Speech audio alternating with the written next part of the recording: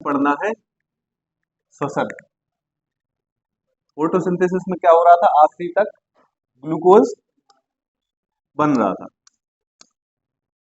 Respiration में क्या होता है, ग्लूकोज एनर्जी के रूप में कन्वर्ट होता है। हमारी बॉडी में क्या होता है, ग्लूकोज ही हम एनर्जी के रूप में यूज करते हैं, जैसे कार्बोहाइड्रेट है, ये सारी चीजें।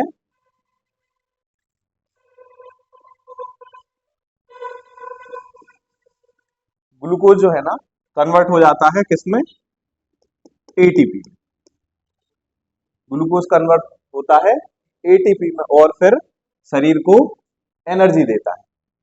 श्वसन में क्या होता है, ग्लूकोज एटीपी के रूप में जाके एनर्जी देता है।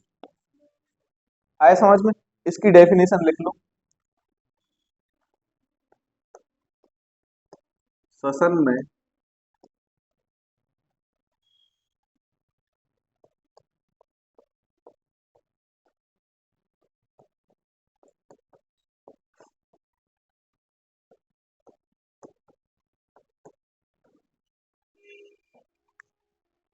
जटिल कार्बनिक पदार्थों का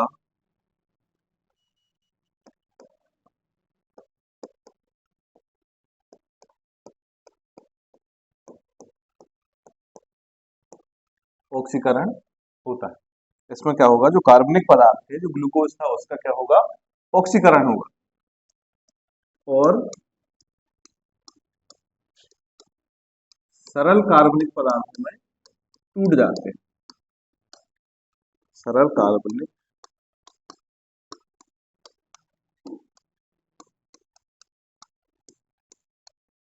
पदार्थों में टूट जाते हैं व ऊर्जा एटीपी के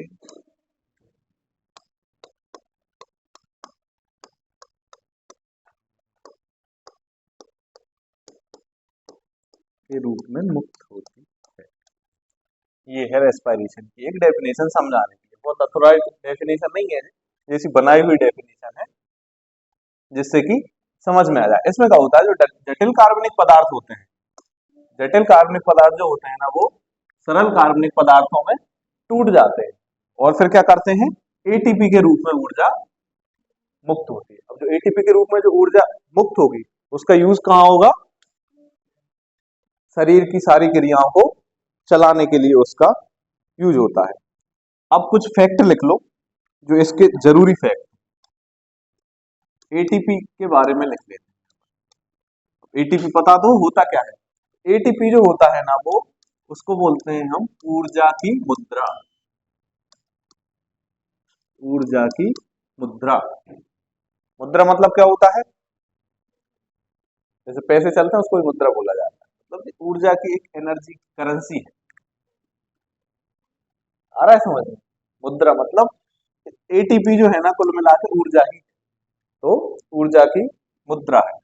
अब एक एटीपी में, अब एटीपी के फॉर्म में तो हम समझ भी नहीं पा रहे कि एक एटीपी कितनी कैलोरी दे, एनर्जी कैलोरी के रूप में मापते हैं ना, जैसे हम दौड़ लगा रहे हैं तो कितनी कैलोरी बर्न कर रहे हैं, खा रहे हैं तो कितनी कैलोरी अर्न कर रहे हैं, मतलब कितनी कैलोरी गेन कर रहे हैं।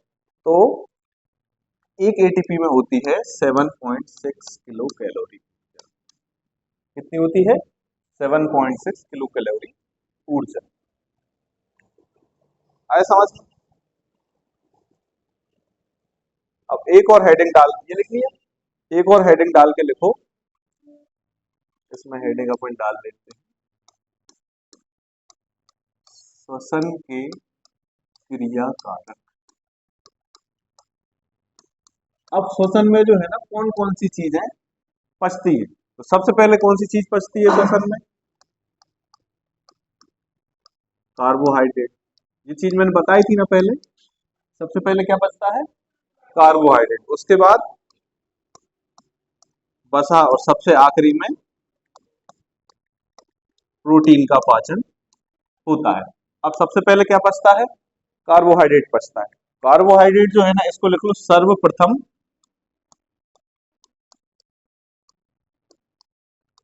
डाइजेस्टिव पचता है, सर्वप्रथम पचता है। और सर्वाधिक जो है ना क्रिया कारक होता है।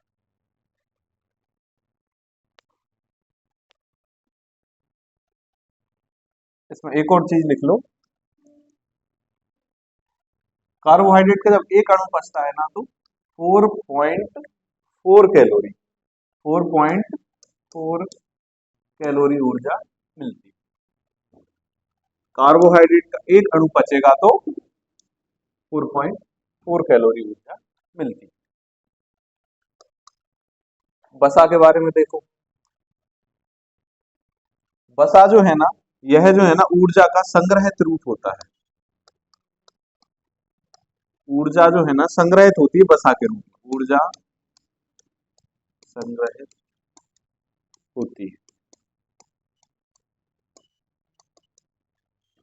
क्या होता है, फैट हम खा लेते हैं तो फैट तुरंत नहीं पचता है, सबसे पहले क्या पचेगा, कार्बोहाइड्रेट पच जाएगा, लेकिन फैट क्या होता है, स्टोर हो जाता है।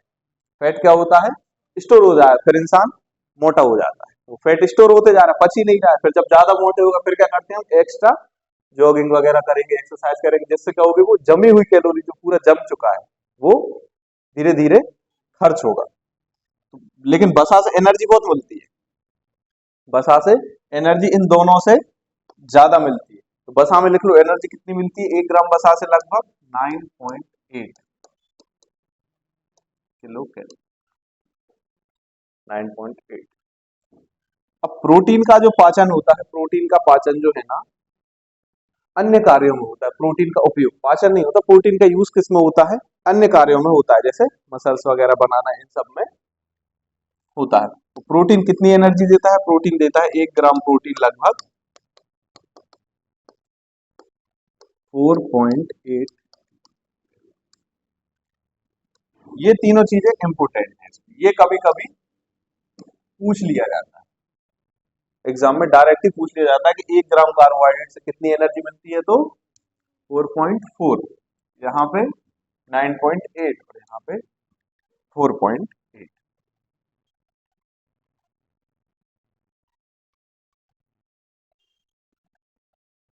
इन दोनों का जब पाचन होता है, इसमें इसको डिलीट कर देते हैं अपन,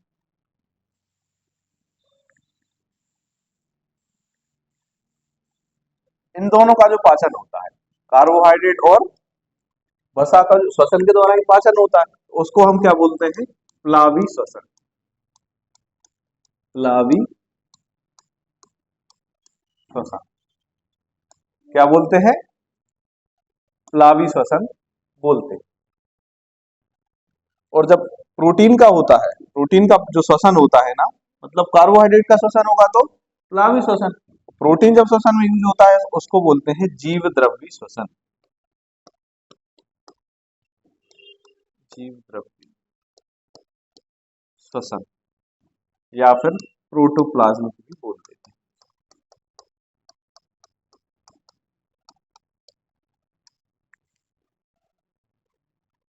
प्रोटोप्लाज्मिक श्वसन, आ गया समझ में। सबसे पहले कार्बोहाइड्रेट बच जाता है, वसा जो है वो ऊर्जा का संग्रहित रूप है, और प्रोटीन जो है ना मतलब एनर्जी के रूप में यूज नहीं करते इसको एनर्जी, लेकिन ये अलग बहुत सारे काम करता है जो बॉडी के लिए बहुत जरूरी होते हैं।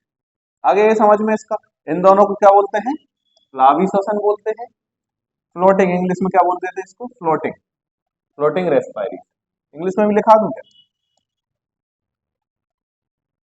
इंग्लिश में बोला जाता है फ्लोटिंग, और फिर वो रेस्पिरेशन, तो रेस्पिरेशन लिखो या मत लिखो, फ्लोटिंग श्वसन या फिर रेस्पिरेशन, इसको मैंने लिखवा दिया प्रोटोप्लाज्म। प्लावी मतलब क्या होता है, वो ऊपर तैरना, उस वर्ड से लिया जाता है, प्लावी मतलब फ्लोटिंग। आगे समझ में, अब लिखना है हमें श्वसन के बारे में, अब हम पढ़ते हैं। तो श्वसन के प्रकार,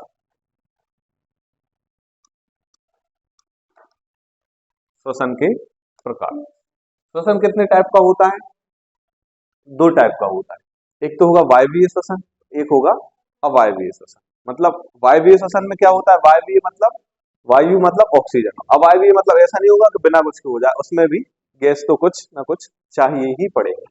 आया समझ में? तो वायवीय श्वसन पहला लिख लेना, वायवीय श्वसन, और दूसरा लिखना है हमें नंबर 2 पे अवायवीय श्वसन। अब हम सबसे पहले देखेंगे वायवीय श्वसन के बारे में। तो सबसे पहले तो इसमें लिख लो कि भाई ये ऑक्सीजन की उपस्थिति में होता है। वायवीय श्वसन किसकी उपस्थिति में होता है? ऑक्सीजन की उपस्थिति में होता है। वायवीय श्वसन में सबसे इंपोर्टेंट चीज यही है, वायवीय श्वसन जो कि हम करते हैं, कीड़े मकोड़े भी करते हैं बहुत सारे, तो ऑक्सीजन ही लेते हैं और हम क्या करते हैं? ऑक्सीजन लेते हैं और कार्बन डाइऑक्साइड छोड़ते हैं। हम क्या करते हैं? वायवीय श्वसन करते हैं। बिना ऑक्सीजन के हम जीवित नहीं रह सकते। तो वायवीय श्वसन किस में होता है? ऑक्सीजन की उपस्थिति में होता है। इसमें क्या होता है? अब हम लोग क्या करते हैं? हम अगर ऑक्सीजन लेते हैं ना, तो खाना ही पचता है वो अंदर जाके, मतलब रेस्पिरेशन कर रहे हैं, सांस ले रहे हैं, मतलब एनर्जी कुछ ना कुछ तो ले रहा है, उसमें कन्वर्ट हो रही है एनर्जी, मतलब बनाएगी। ऑक्सीजन की जब उपस्थिति में रेस्पिरेशन होता है, उसमें क्या होता है? कार्बोहाइड्रेट का पूर्ण पाचन होता है। कार्बोहाइड्रेट का पूर्ण पाचन होता है। इसमें क्या होता है? कार्बोहाइड्रेट का पूर्ण पाचन होता है। पाचन से मतलब वो पचता नहीं है, मतलब पूर्ण ऑक्सीकरण होता है कुल मिला के ये, क्योंकि ऑक्सीजन हम ले रहे हैं तो ऑक्सीकरण बढ़ जाता है, क्योंकि हम ऑक्सीजन नहीं ले रहे हैं तो कार्बोहाइड्रेट क्या होता है? ऑक्सीकरण हो जाता है। इसमें क्या है? कार्बोहाइड्रेट का पूर्ण ऑक्सीकरण होता है। एनर्जी कितनी बनेगी इसमें? एनर्जी इसमें बनती है 38 एटीपी। आधा मिटता है पूरा, इसमें मिटाओ तो 38 एटीपी बनती है। मतलब जब ऑक्सीजन की उपस्थिति में कार्बोहाइड्रेट का पूर्ण ऑक्सीकरण होता है तो 38 एटीपी का निर्माण होता है।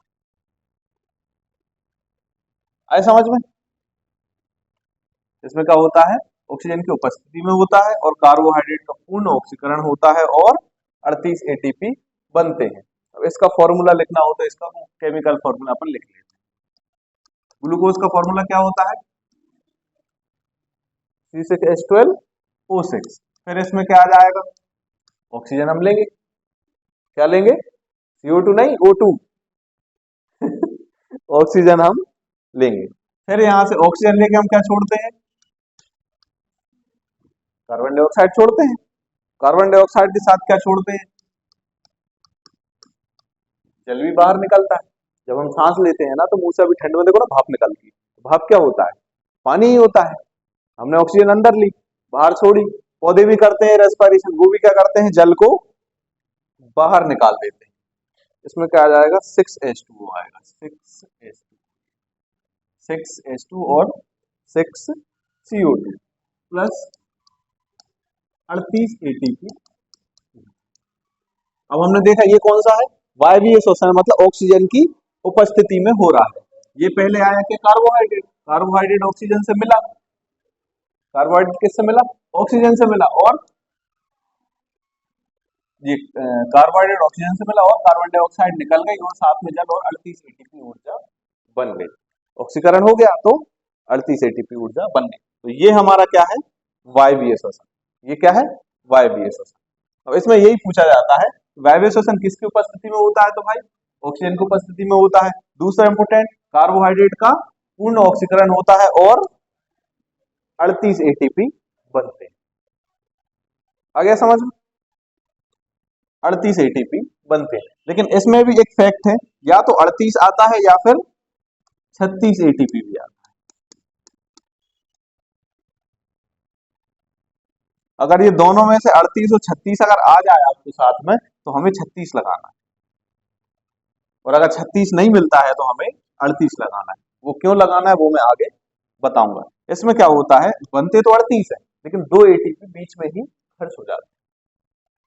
आए समझ में? बनते तो ऑक्सीकरण पूरा हुआ, बनेगे 38 एटीपी, लेकिन अब पूरी क्रिया चल रही है ना, 2 एटीपी उसमें ही खर्च हो गए, तो एंड टू एंड हमें कितने मिले? 36 एटीपी। मिलते कितने हैं? 36 एटीपी। ओवरऑल बनते कितने हैं? 38। आ गया समझ? अब हम पढ़ते हैं अवायवीय श्वसन। अवायवीय श्वसन। अब अवायवीय श्वसन में क्या होगा? सबसे पहले तो ऑक्सीजन की अनुपस्थिति, ऑक्सीजन की अनुपस्थिति। वहां पे इंपोर्टेंट क्या था? ऑक्सीजन की उपस्थिति थी, और यहाँ पे ऑक्सीजन की अनुपस्थिति। वहां पे क्या हो रहा था? कार्बोहाइड्रेट का पूर्ण ऑक्सीकरण हो रहा था। तो यहाँ पे क्या होता है? कार्बोहाइड्रेट का अपूर्ण ऑक्सीकरण होता है।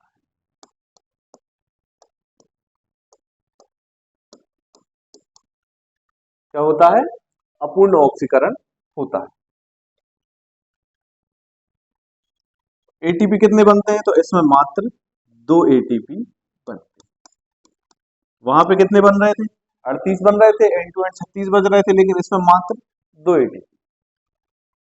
फायदेमंद तो वो ऑक्सीकरण वाला है, पूर्ण ऑक्सीकरण वाला। ज्यादा एटीपी बन रहा है, इसमें तो 2 एटीपी मिल रहे हैं।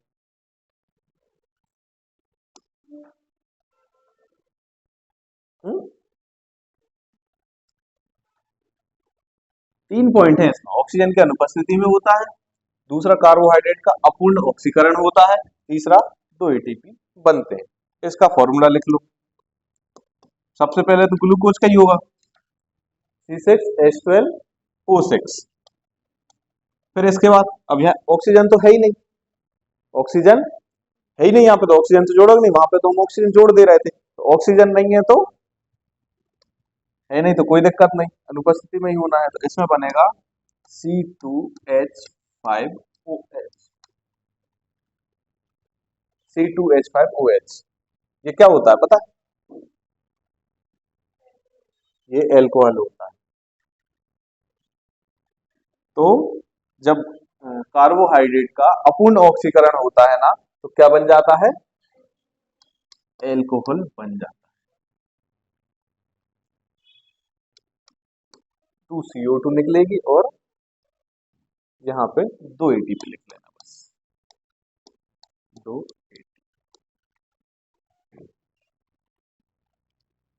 आया समझ में?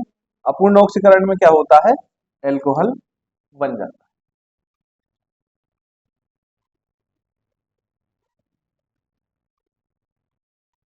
देख लिया? कुछ बेसिक अंतर लिख लेते हैं हम इन दोनों के बारे में, मतलब वायवीय और अवायवीय श्वसन के बारे में कुछ बेसिक अंतर लिख लेते हैं, कुछ फैक्ट लिख लेते हैं जो कि जरूरी है। बीच में से बड़ी ऐसे लाइन खींच के अपन लिख लेंगे। यहाँ पे सबसे पहले लिखेंगे अपन क्या? वायवीय श्वसन,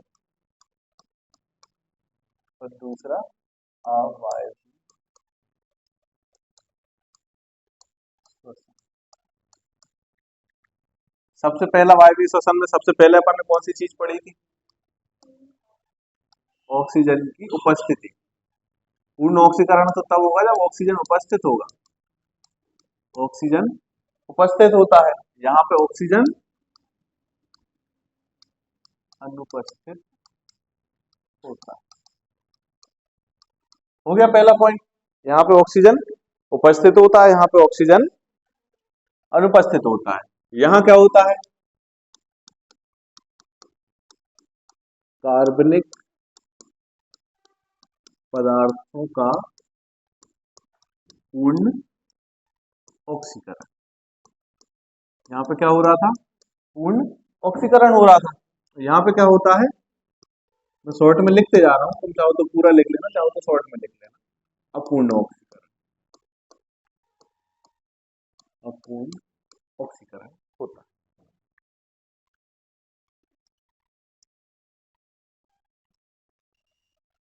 आगे समझ में? इसमें क्या हो रहा था? CO2 निकल रहा था। क्या हो रहा था? CO2 निकल रहा था और H2O जल भी तो निकल रहा था, जल भी तो निकल रहा, लेकिन इसमें हमने देखा था कि जल नहीं निकल रहा था। इसमें क्या निकल रहा था, CO2 तो निकल रही थी, साथ में एल्कोहल का निर्माण हो रहा है। आए समझ में? इसमें क्या होता है, 38 या पुस्तक में लिख लेना 36 ATP बनते हैं, और यहाँ पे मात्र 2 ATP बनते हैं। ये होगा इसके इंपोर्टेंट पॉइंट हो जाते हैं। ये क्या होता है, ये कहाँ होता है, जीवित कोशिकाओं में होता है।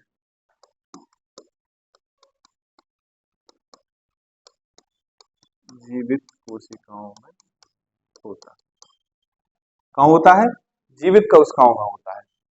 ये कहाँ होता है, ये होता है जीवाणु, कवकों व अंकुरित अनाज। अंकुरित अनाज की जगह बीज सही रहता है, अंकुरित बीज,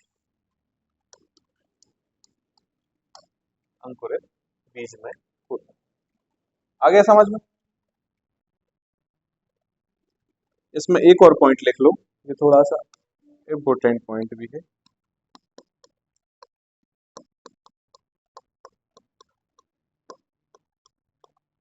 ग्लाइकोलिसिस को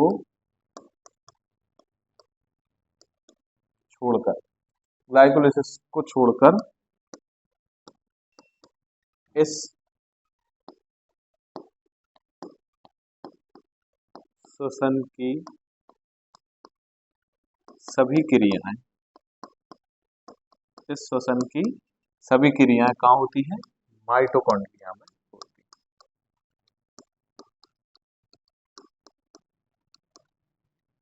माइटोकॉन्ड्रिया में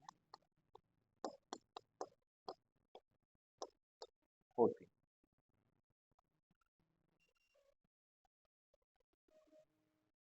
आगे समझ में?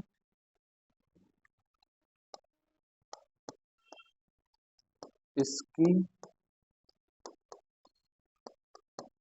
सभी क्रियाएं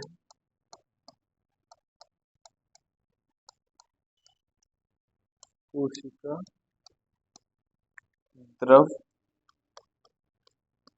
में होती। अब ग्लाइकोलिसिस क्या होता है, ये मैं अभी आगे पढ़ाऊंगा, जब अपन रेस्पिरेशन की पूरी प्रोसेस पढ़ेंगे ना, तो उसमें हम ग्लाइकोलिसिस पढ़ेंगे। अभी केवल लिख लो, ग्लाइकोलिसिस को छोड़कर इस श्वसन की सभी क्रियाएं कहाँ होती हैं, माइटोकॉन्ड्रिया में होती है। हम देख रहे थे ना, माइटोकॉन्ड्रिया क्या था, पावर हाउस था। माइटोकॉन्ड्रिया को हम क्या बोल रहे थे, पावर हाउस या रसोई घर। क्यों, क्योंकि यहीं पे तो सारी ATP का निर्माण हो रहा है। अब हमने ग्लूकोज तो फोटोसिंथेसिस में पूरा बना दिया था, लेकिन अब पूरी बॉडी में एनर्जी तो चाहिए, तो ATP के फॉर्म में लेता है या फिर कैलोरी के फॉर्म में लेता है। कैलोरी बनाने के लिए इसकी तो जरूरत पड़ेगी। अब सीधा ग्लूकोज थोड़ी एनर्जी देता है, ग्लूकोज भी बचेगा ना, उसका ऑक्सीकरण होगा। फैट भी होता है तो उसका भी ऑक्सीकरण होता है, तब जाके तो एनर्जी मिलती है। कि खाना डायरेक्ट थोड़ी एनर्जी दे देता है, माइटोकॉन्ड्रिया अपना काम करेगा। लिख लिए ये सब, आगे समझ में? फोटोसिंथेसिस लिख नहीं पाए तो तुम लोग अच्छे से, इसके मैं नोट्स बढ़िया अच्छे से बनवा दे रहा हूं। आगे समझ में? एक इंपोर्टेंट पॉइंट लिख लो भाई, ग्लाइको, अभी रेस्पिरेशन स्टार्ट भी नहीं हुआ, अभी तो हम फैक्ट फैक्ट पढ़ रहे हैं। ग्लाइकोलिसिस की क्रिया कहाँ होती है, ये कोशिका द्रव में होती है, कोशिका द्रव में होती है। ग्लाइकोलिसिस क्रिया कहाँ होती है, कोशिका द्रव में होती है। इसमें एक और प्रोसेस होती है, क्रेब्स चक्र। क्रेब्स चक्र, अब ग्लाइकोलिसिस हमने पढ़ा था, अवायवीय श्वसन जो हो रहा था, कहाँ हो रहा था, कोशिका द्रव में हो रहा था। तो वायवीय श्वसन कहाँ हो रहा था, ग्लाइकोलिसिस को छोड़ के बाकी माइटोकॉन्ड्रिया में हो रहा था। लेकिन ये तो अवायवीय श्वसन अकेला कोशिका द्रव में हो रहा था, क्योंकि अवायवीय श्वसन में केवल ग्लाइकोलिसिस ही होता है और आगे की प्रोसेस होती ही नहीं है। तो क्या क्रेब्स चक्र कहाँ होता है? माइटोकॉन्ड्रिया में होता है, क्योंकि वायवीय श्वसन में क्या है, पूरी प्रोसेस होती है, पूर्ण ऑक्सीकरण होता है। अवायवीय श्वसन अपूर्ण हो रहा था, ग्लाइकोलिसिस हो गया तो वो अकेला कोशिका द्रव में खत्म हो गया। तो क्रेब्स चक्र कहाँ होता है? माइटोकॉन्ड्रिया में होता है। ये सब लिखते जाओ फटाफट। माइटोकॉन्ड्रिया में होता है, माइटोकॉन्ड्रिया में होता है। माइटोकॉन्ड्रिया के भी कहाँ होता है? माइटोकॉन्ड्रिया के मैट्रिक्स में होता है, माइटोकॉन्ड्रिया के मैट्रिक्स में होता है। इसीलिए सेल साइंस ये सारी चीजें पढ़ना बहुत जरूरी होता है, क्योंकि अगर हमें पता ही नहीं होगा माइटोकॉन्ड्रिया का मैट्रिक्स क्या होता है तो फिर हम यही कंफ्यूज हैं। क्या होता है माइटोकॉन्ड्रिया का मैट्रिक्स? जो माइटोकॉन्ड्रिया के अंदर जो द्रव भरा होता है ना, उसको हम बोलते हैं मैट्रिक्स। अब ये ईटीएस होता है, ईटीएस कहाँ होता है? ईटीएस होता है माइटोकॉन्ड्रिया की आंतरिक झिल्ली पर। कहाँ होता है?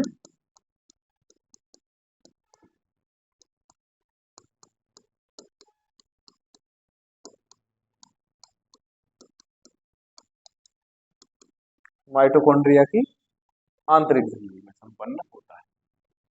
आ गया समझ में? ग्लाइकोलिसिस कहाँ हो रहा था? कोशिका द्रव में हो रहा था, और अवायवीय श्वसन में केवल ग्लाइकोलिसिस होता है। क्रेब्स चक्र कहाँ हो रहा है? माइटोकॉन्ड्रिया के मैट्रिक्स में हो रहा है। ईटीएस कहाँ पे संपन्न हो रहा है? माइटोकॉन्ड्रिया की आंतरिक झिल्ली में संपन्न हो रहा है। अब हम बाकी चीजें सब देखते हैं। अब देखो, ईटीएस अभी अपन पूरा पढ़ेंगे ना, डिटेल में पढ़ना है। अभी तो ग्लाइकोलिसिस पढ़ना है सबसे पहले। तो सबसे पहली जो श्वसन की क्रिया विधि है, अब हेडिंग डालना क्या? श्वसन की क्रिया विधि। अब जाके श्वसन स्टार्ट हो। अभी तो हम बेसिक बेसिक देख रहे थे फैक्ट। श्वसन की क्रिया विधि। अब श्वसन की क्रिया विधि में क्या होता है? सबसे पहला तो है सबसे पहली क्रिया कौन सी थी? ग्लाइकोलिसिस थी, जो कि वायवीय और अवायवीय श्वसन दोनों में हो रही थी। और कहां पे हो रही थी? कोशिका द्रव में हो रही थी। तो कोशिका द्रव में होती है तो सबसे पहले तो कौन सी क्रिया? अब क्रिया विधि में सबसे पहले कौन सी थी? ग्लाइकोलिसिस, जो कि कोशिका द्रव में हो रही थी, ग्लाइकोलिसिस। तो दूसरी अपनी होती है क्रेब्स चक्र या क्रेब्स साइकिल। दूसरी कौन सी होती है? क्रेब्स चक्र होती है।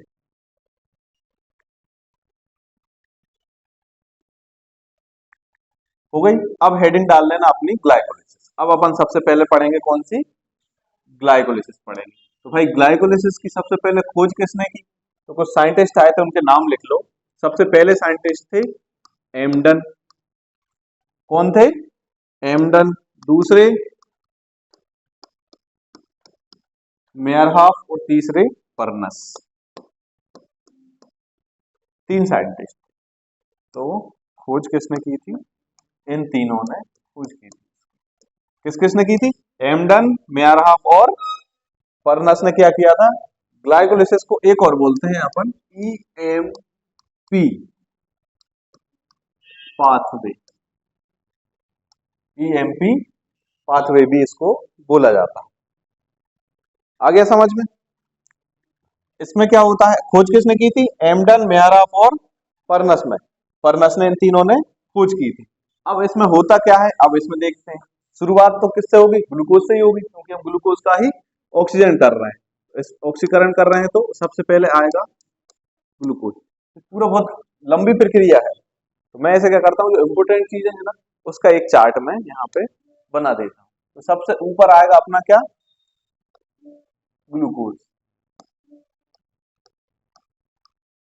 सबसे पहले लिखो ग्लूकोज। ग्लूकोज के बाद आता है क्या? Glucose 6 phosphate. ग्लूकोज 6 फॉस्फेट, या फिर इसी को बोला जाता है रॉबिन्सन एस्टर। रॉबिन्सन साथ में ही लिखते जाना, जैसे खत्म होगा मैं मिटा दूंगा। फिर इसके बाद ये क्रिया बहुत लंबी प्रक्रिया में चलती रहती है, वो चीजें नहीं पूछी जाती हैं। पूछा जाता है क्या, अंतिम उत्पाद पूछा जाता है। तो अंतिम उत्पाद क्या बनता है, दो अणु वाला क्या बनता है, पायरुविक अम्ल। दो अणु पायरुविक अम्ल बनता है। दो अणु पायरुविक अम्ल बनता है जो कि 3 कार्बन वाला होता है। आया समझ में। ईएमपी पाथवे में क्या होगा, सबसे पहले ग्लूकोज आएगा, ग्लूकोज से क्या होगा, ग्लूकोज 6 फॉस्फेट बनेगा। इसके बाद फॉस्फेट 1,6 डाइफॉस्फेट वगैरह बहुत सारी चीजें बनती है जो कि एग्जाम में नहीं पूछी जाती है जनरली। लेकिन अंतिम उत्पाद क्या होता है, दो अणु पायरुविक अम्ल। अब इसके नीचे थोड़ी सी थ्योरी लिख लेना। थ्योरी में क्या लिख लेना, इसमें मतलब लिख लेना ग्लाइकोलाइसिस में क्या होता है, इसमें ग्लूकोज से अंतिम उत्पाद, अंतिम उत्पाद क्या बन रहा था, दो अणु पायरुविक अम्ल जो कि 3 कार्बन वाला होता है। पायरुविक अम्ल बनता है। आ गया समझ में। क्या होता है, इसमें ग्लूकोज से जो सारा पाचन की जो क्रिया हुई ना, अंत में क्या बना, पायरुविक अम्ल।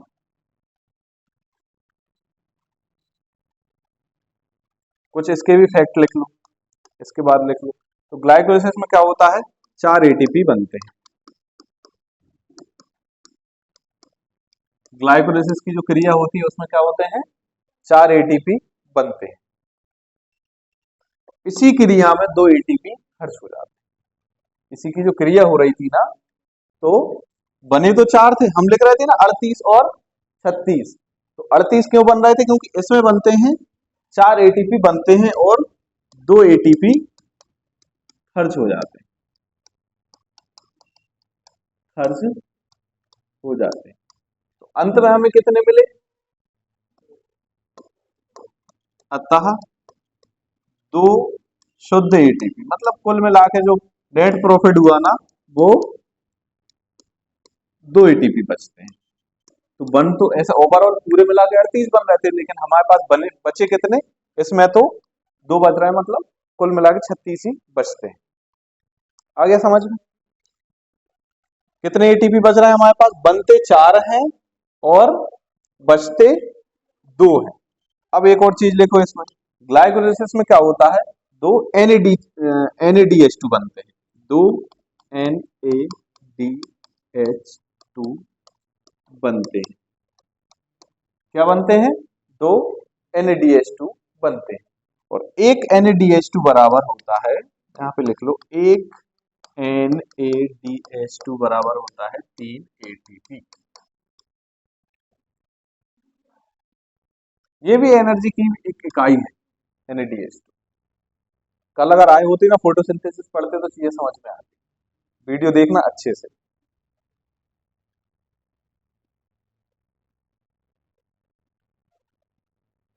अब इसमें देखो, हमने देखा कि दो NADH2 बन रहा है और एक NADH2 बराबर 3 ATP। तो ओवरऑल हमें कितने मिले, 6 ATP हो गए ना, हो गए ना 6 ATP। और यहाँ पे कितने हो रहे थे, 2 ATP। नेट प्रॉफिट हो रहा था ना 2 ATP का, तो 2 ATP यहाँ हो रहे थे ऊपर, 2 ATP कुल मिला के कितने हो गए, 8 ATP हो गए। एक पॉइंट ऐसा बना के लिख लेना चाहो तो, या फिर ऐसे ही बना लेना कि ग्लाइकोलाइसिस में 8 ATP बनते हैं। आगे समझ में। ग्लाइकोलाइसिस आया।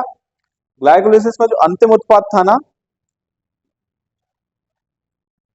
क्या था, दो अणु वाला, जो 2 अणु जो थे ना, वो किसके थे, पायरुविक अम्ल के थे, जो कि 3 कार्बन वाला।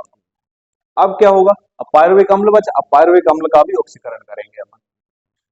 तो लिख लिया ये। अब लिखो,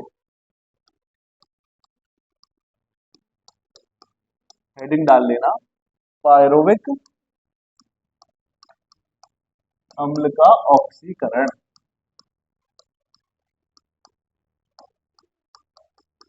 पायरोविक अम्ल का ऑक्सीकरण, या फिर इसी को बोलते हैं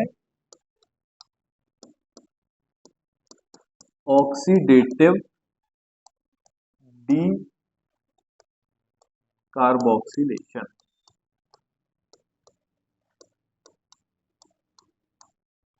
इसको क्या बोला जाता है? Oxidative D carboxylation.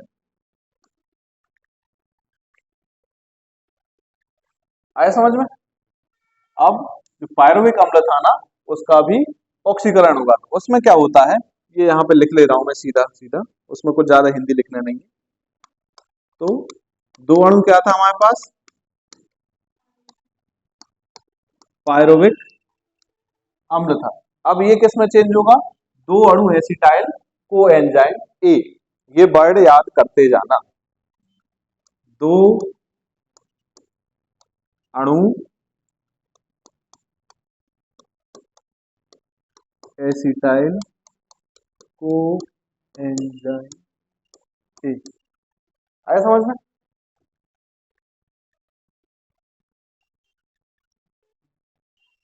दो अणु acetyl co enzyme A.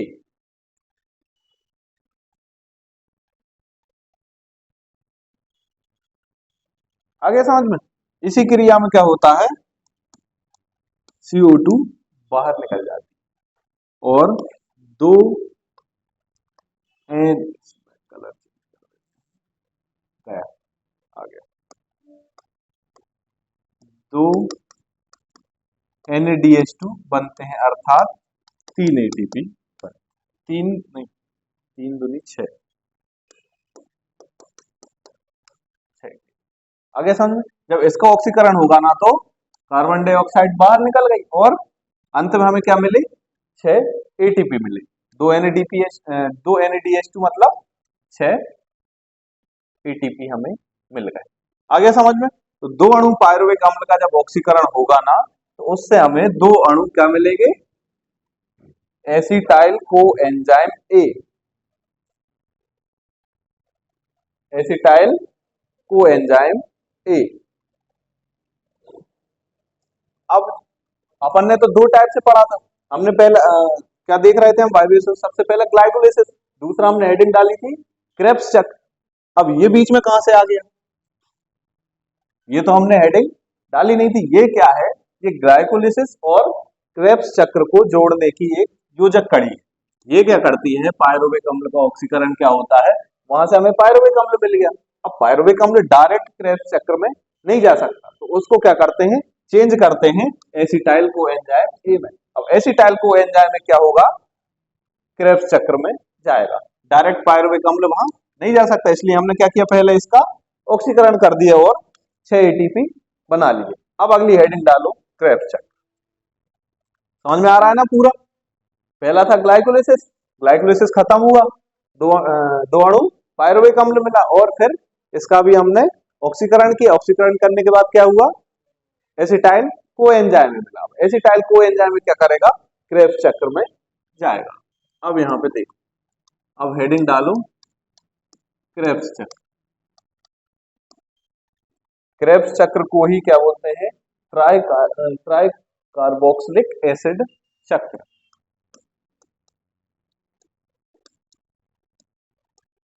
Try carboxylic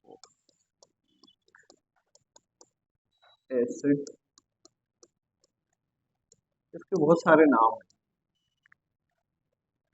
इसको बोलते हैं TCA साइकिल, TCA चक्र भी इसको बोला जाता है। अब ये अपन ने देखा था शुरुआत में, ये क्रिया कहाँ हो रही थी, ग्लाइकोलाइसिस कहाँ हो रहा था, कोशिका द्रव में हो रहा था ना। बाकी क्रिया कहाँ हो रही थी, माइटोकॉन्ड्रिया में हो रही थी। अब जो है ना, अपन माइटोकॉन्ड्रिया में पहुंच चुके हैं।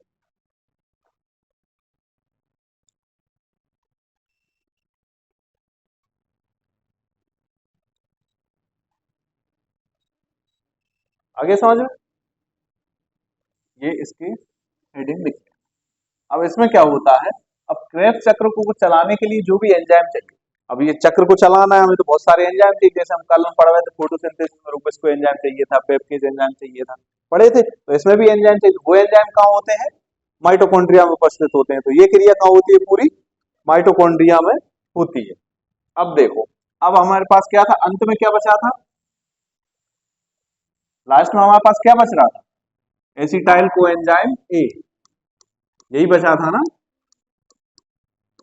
एसिटाइल कोएंजाइम ए, यही था। अब एक ऐसा बढ़िया साइकिल बना लो, ये अपन ने एक बना लिया, कल भी पढ़े थे अपन ने कुछ साइकिल, अब वो साइकिल और ये साइकिल मिक्स नहीं होना चाहिए। आगे समझ में, तो एसिटाइल को एंजाइम ए कहां से जाके जुड़ेगा, ये जुड़ेगा जाके सबसे पहले ओ ए से, ओ ए सबसे पहले जुड़ेगा, काय से, किस चीज से जुड़ रहा है ये, ओ ए से जाके जुड़ रहा है। आगे समझ में, इसको क्या बोलते हैं, शॉर्ट फॉर्म में लिख दिया मैंने, ओ ए को बोलते हैं अपन ऑक्सैलो एसिटिक एसिड। अब इसके बाद नेक्स्ट क्या आएगा, नेक्स्ट अपन लिखते हैं, फिर यहां से ये साइकिल आगे बढ़ा, तो यहां पे अपना बनता है क्या, यहाँ पे अपना बनता है सिट्रिक एसिड, प्रथम उत्पाद जिसको हम बोलते हैं। यहाँ पे क्या लिखेंगे अब अपन, सिट्रिक एसिड लिखेंगे, सिट्रिक, ये पूरा साइकिल बना लेना, सिट्रिक एसिड लिखेंगे, इसके बगल में लिख लेना है यहाँ पे प्रथम उत्पाद,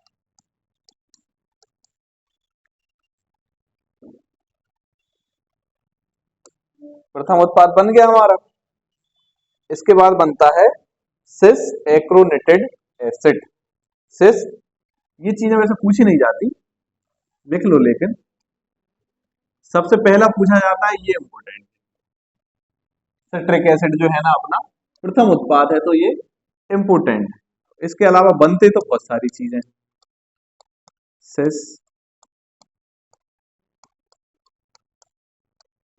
एक्रोनेटेड एसिड, क्या है, अब ये साइकिल चलेगा ना तो उसमें अलग अलग केमिकल बनते हैं। अब इसके बाद आ जाएगा आइसोसिट्रिक एसिड, यहाँ पे लिख लेते हैं isocitric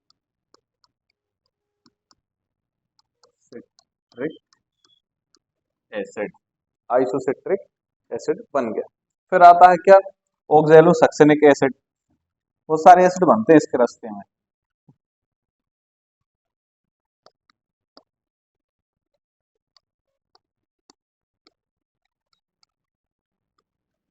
oxalo succinic acid, oxalo succinic acid. इसके बाद बनता है, अब ये जो लिखोगे ना ये थोड़ा सा इंपोर्टेंट, वो बनता है क्या, अल्फा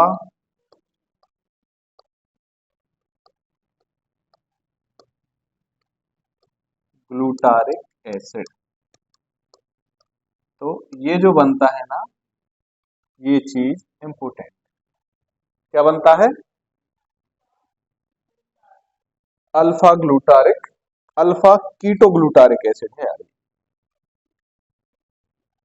ग्लू, अल्फा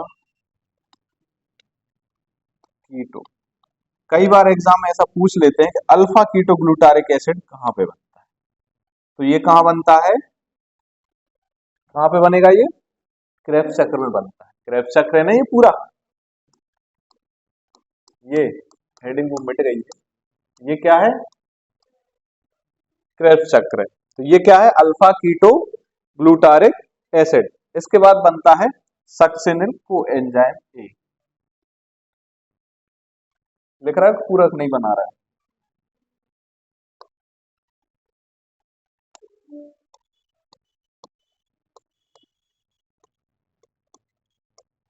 सक्सिनिल को एंजाइम ए, सक्सिनिल सक्सिनिल को एंजाइम ए। फिर इसके बाद बनता है सक्सेनिक एसिड।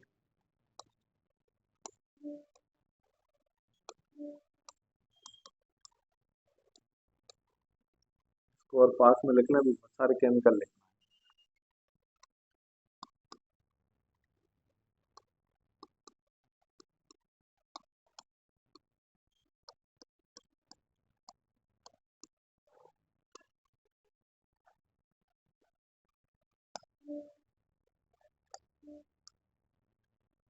Succinic acid. इसके बाद आता है फ्यूमेरिक एसिड।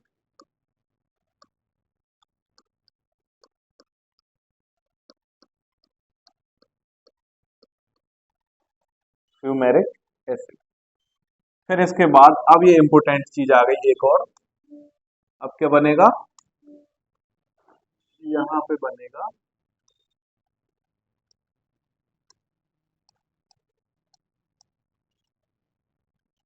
Malic acid.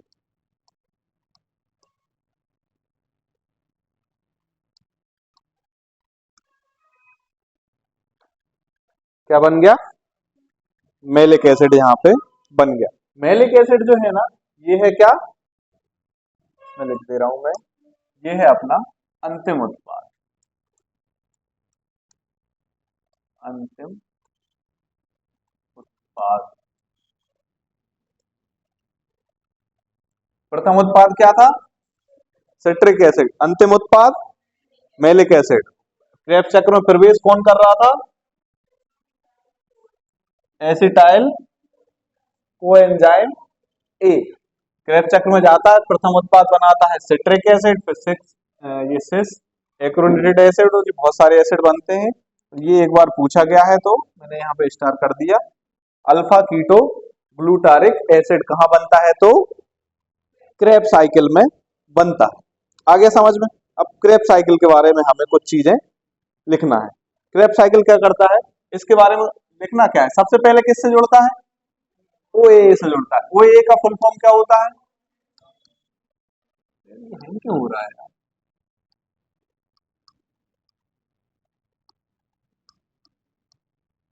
ऑक्जेलो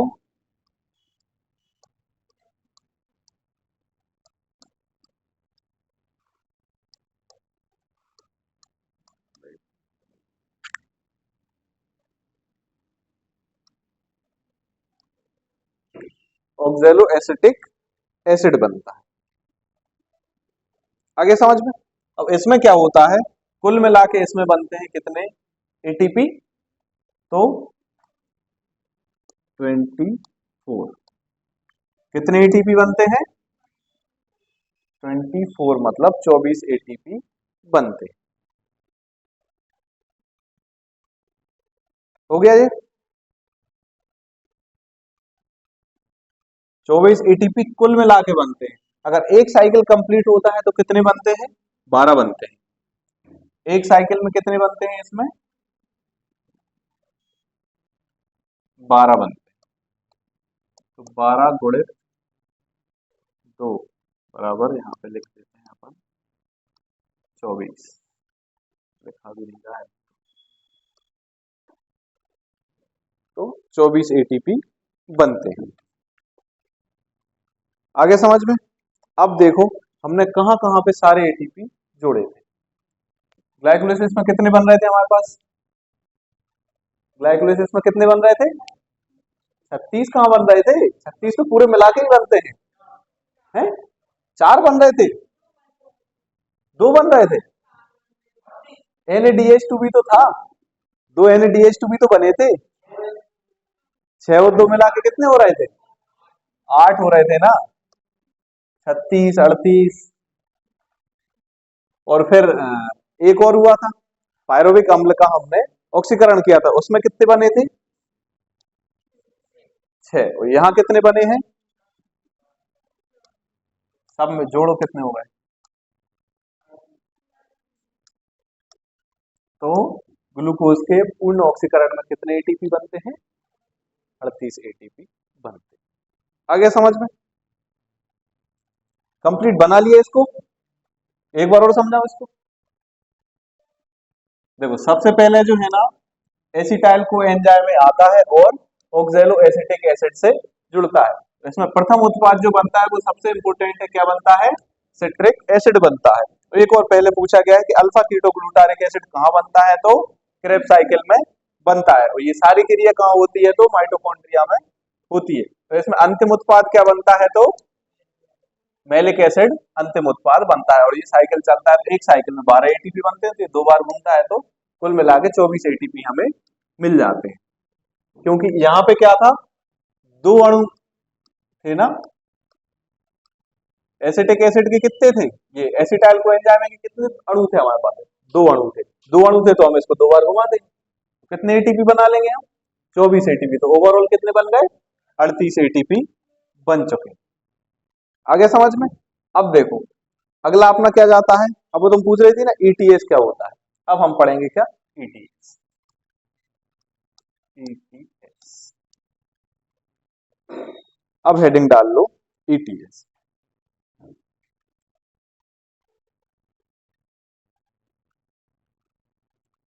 इसके बारे में ज्यादा अपने को लिखना नहीं। ये क्रिया कहाँ होती है? तो सबसे पहले लिख लो यह क्रिया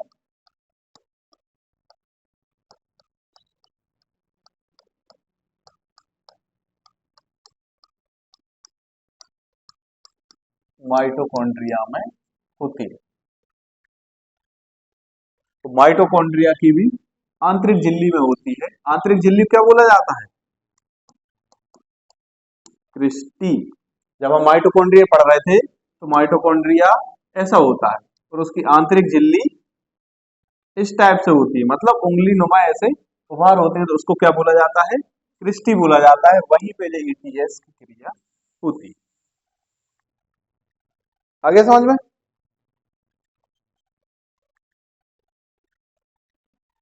इसको हिंदी में लिख लेना, इसी को बोलते हैं क्या?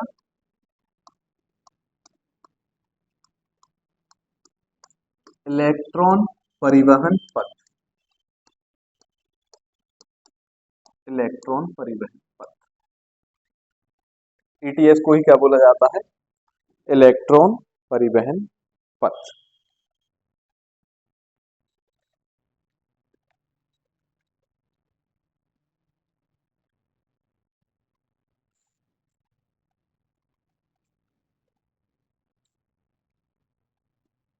आगे समझ में? इसी से एक और जुड़ा टॉपिक है किण्वन या फर्मेंटेशन। फर्मेंटेशन पता है क्या होता है? फर्मेंटेशन पता है क्या होता है? दूध से जब दही बनता है तो किस चीज से बनता है? फर्मेंटेशन होके ही बनता है। मतलब फर्मेंटेशन मतलब कुल मिला के चीजों को सड़ाना। जो एल्कोहल जो बनता है, एल्कोहल, एल्कोहल भी फर्मेंटेशन के पश्चात ही बनता है। आया समझ में? तो दूध से दही बनने की प्रक्रिया क्या होती है? वो फर्मेंटेशन से होती है। फर्मेंटेशन ऐसा डाल के कुछ इंपोर्टेंट ऐसा, मतलब ऐसा लिख लो, हेडिंग डाल के लिख लो क्योंकि ये इससे जुड़ी है, यहीं पे पढ़ा दे रहा हूँ। 3 लाइन लिखना है। पहली चीज तो सेल के बाहर होता है। फर्मेंटेशन क्या है? सेल के अंदर होने वाली प्रक्रिया नहीं है। सेल के अंदर होने वाली प्रक्रिया हमने पढ़ ली, जो कि श्वसन था। पूरा समझ में आ गया श्वसन अच्छे से? तो ये फर्मेंटेशन इसी से जुड़ा हुआ है, तो सेल के बाहर होता है। इसकी खोज किसने की थी फर्मेंटेशन की? तो पोस्चर। किसने की थी? पोस्चर।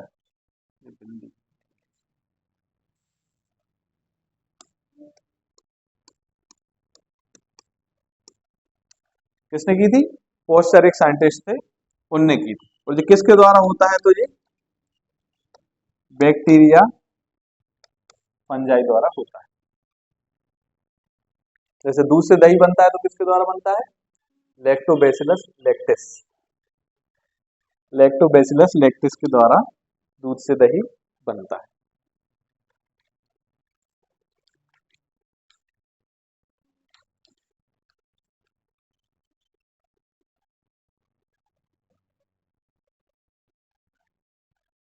हमने जो श्वसन पढ़ा ना, अब श्वसन को नापते किससे है, श्वसन क्रिया कैसी चल रही है, तो उसके लिए रेस्पायरोमीटर का यूज किया जाता है।